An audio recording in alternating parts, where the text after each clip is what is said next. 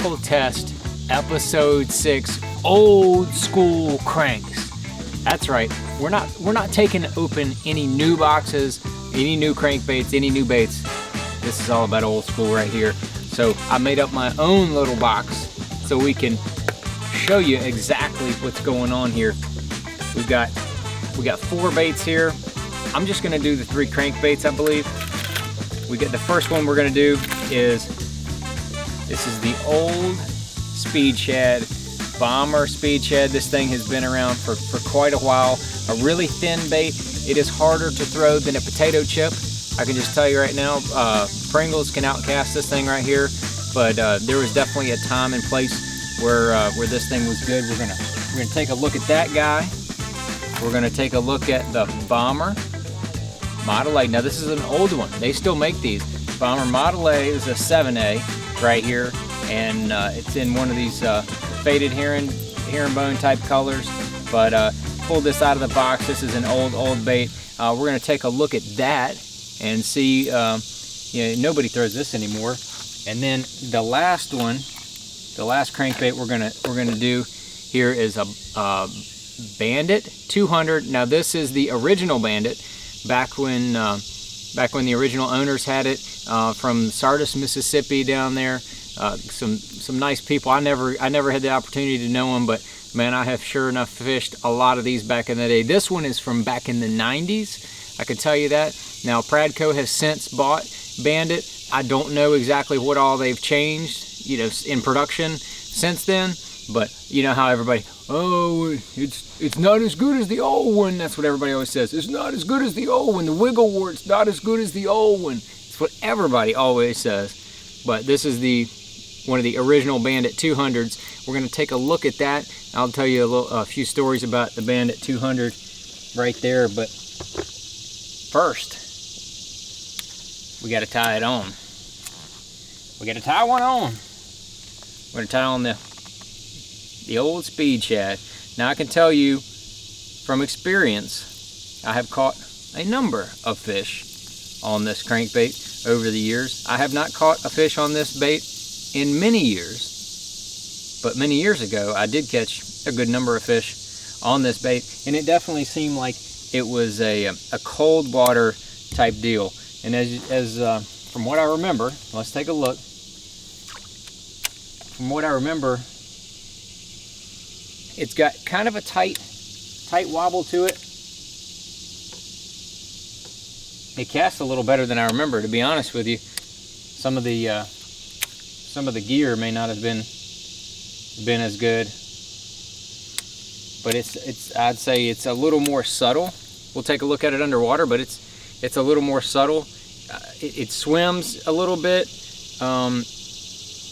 It probably runs about 4 feet deep. Doesn't run real deep, but definitely a real thin. There's no rattles, nothing like that. And almost every one of these old things would have a foil insert in them. Most of them had the silver. This gold insert is definitely something that you don't see real often. Real good in the stained water. I'm gonna stand up and take a look at it on this tree right here. That's why I purposely pulled up here next to this tree, so I can bang all these crankbaits into these tree limbs. All right, so now I'm standing up with the old Speed Shad, checking it out. Man, I swear I'm gonna have to cast this thing. And it has that wobble just like that, and then it kind of veers like that. And from what I remember, you can't reel this very fast, or it'll just blow out. It overpowers there's not enough resistance on this thing, and the way that bill is shaped, it just kind of overpowers it, and it'll shoot one side or the other. So you kind of have a slow to medium retrieve. It casts better than I remembered. Yeah, if you try to reel it too hard, it wants to kind of start to kick one side or the other. And from what I remember, it does not come through brush very well. So as you can see right there, it's definitely more of a rock bait if you get it around any kind of wood, which is, I mean, the first limb that I came to, it snagged that piece of limb and it picked the limb up and came off. But not the best coming through brush, but around rock, cold, you know, bare banks. Old Speed Shad, man. Pretty cool, pretty cool. All right, so I tied on the Bomber Model A old school 7A. That, you know, they made smaller ones, the 5s, and then they made the bigger ones up to 9, I think was the biggest one that they made. But the 7 was far and away the most popular. And, you know, just standing up real quick and looking at it in the water, I mean, you can see why it just has a nice thump. It cast easy, has a nice thump, and it's extremely buoyant. So it is a very good, it has a relatively steep dive angle. I mean, the bill is not, it doesn't come directly straight out. It has a slight downturn, which really helps with the bait coming through cover. The flat, if it's real flat, then the bait wants to run flat, but it's down just a little bit, so that gives it that. I mean, it's coming right through these limbs really well. And even if it hangs up, man, if it hangs up, you just wait 1 second and it's so buoyant it just backs up. I forgot how buoyant this little crankbait is, but for being a wooden, I mean, for plastic bait, it's amazingly buoyant. And when you hit it off of a limb, it kicks real hard left and right. I forgot how good this thing comes through through cover. But you know, this is all these baits are way before Spro. You know, I mean, I threw all of these baits, learning, you know, different characteristics of crankbaits, what makes crankbaits do what. And I mean, there's been a ton of tournaments, you know, won tons and tons of tournament fish, and obviously just, you know, people having fun fishing with the Bomber Model A over the years. It's been, I don't even know when it originated and started, but it's been a popular crankbait ever since I started, you know, in the early 90s, really getting serious about bass fishing. And man, like I said, it just comes through cover really well, and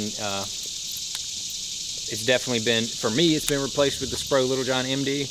It runs in that same depth range. I think that Spro Little John MD comes through cover really well, and with the flat sides, it gives it a little different, a little difference for the way that the vibration comes through the water. Plus, with that soft tungsten transfer system, that, you know, it casts a little bit better than other plugs in this range. That's why I've gone away from this bait, but definitely old school. You got to respect your elders, you know what I'm saying, and respect the older crankbaits. But now we're going to kind of jump over to the Bandit 200.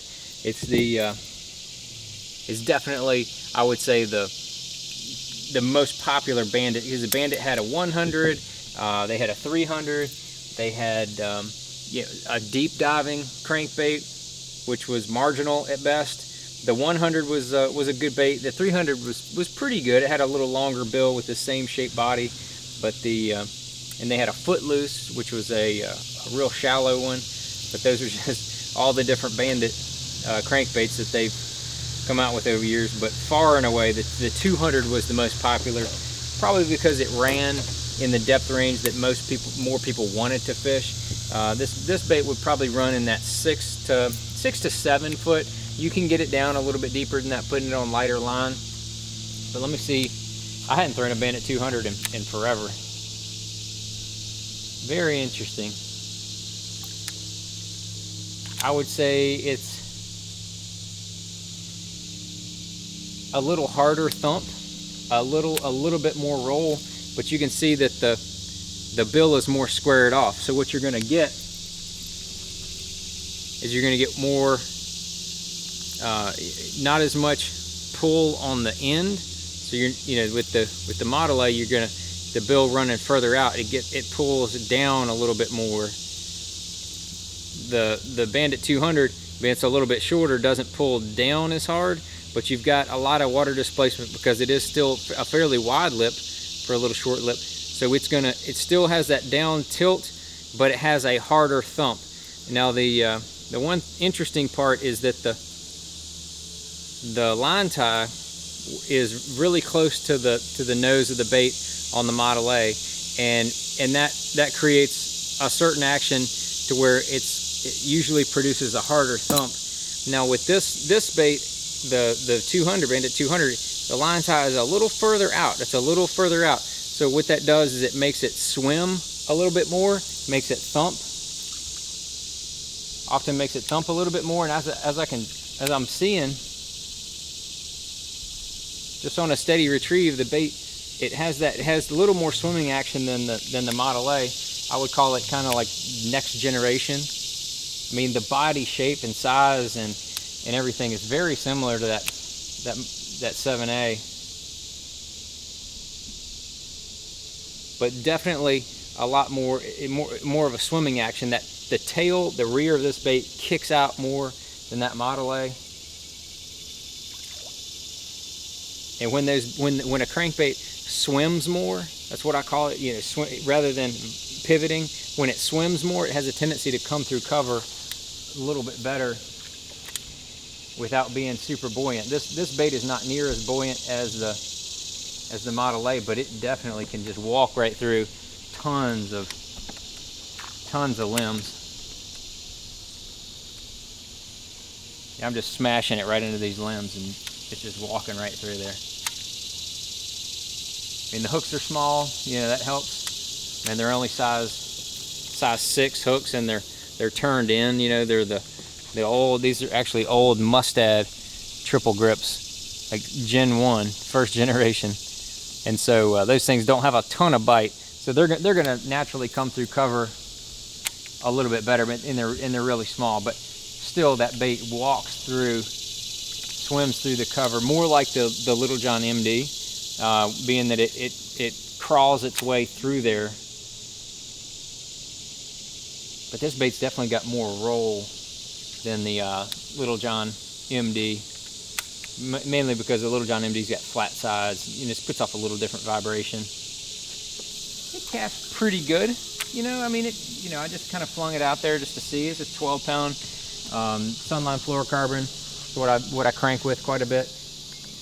It casts okay, but you know, again, these are like the predecessors to all the baits that are out there on the market today, you know, including the Little John MD, and the Little John MD, you know, with the weight transfer system, just casts so much better than these old school cranks that it's just, to me, it's interesting to throw these again. Because like I said, I hadn't thrown a Bandit 200 in, God, it's been at least 10 years. It casts okay. I mean, you can definitely get it out there as far as you need to, but you know, with shallow cranking, covering as much water as possible is the deal. And if you can cast another 10 feet on every cast, at the end of the day, you're going to cover a lot more water. And so if you're casting 20 or 30 feet further with a bait that just has a better casting design, that's improved. And it also helps. You got, you know, the latest Daiwa reel, you know, caching rods with the micro guides. You got all the technology now that you didn't have 20 to 30 years ago when these crankbaits were kind of at their peak. So that is also helping the issue on casting. But then, you know, the baits themselves have improved. So very cool to see the Bandit 200 old school. This one, like I said, this one's from the 90s. It's been around for quite a while, but it's pretty cool taking a look at these baits in the water.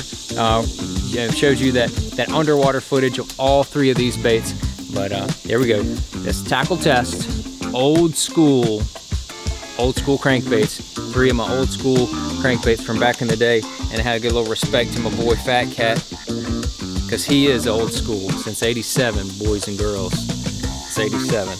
He's the man. This one.